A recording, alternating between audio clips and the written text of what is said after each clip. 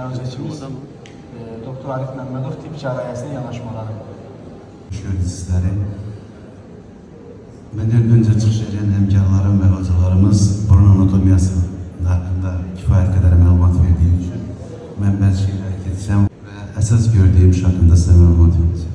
Görünüş verilməsində və funksiya baxımından ən önəmli üslublardan biridir. Bu texnik burun qanatlarına estetik görüntü verməklə yanaşı, eyni zamanda lateral qırdaqların qaral kənarına dəstək vermiş olur. Bu texnik seçməklə həm funksional baxımdan, həm də estetik baxımdan uğur nəticə əldə etmiş oluruq. Bu texnik həm sirtoplastika, həm də qapalı, açıq və revizyon rinoplastikada icra etmək mümkündür. Qapalı rinoplastikada icra etdiyim bir video göründü.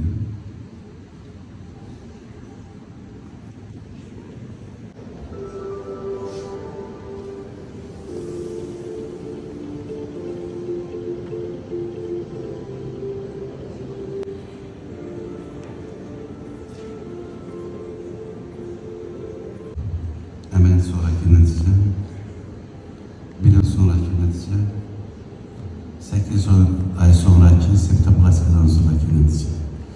Dikkatinize göre teşekkür ederim. Sizi çok seviyorum.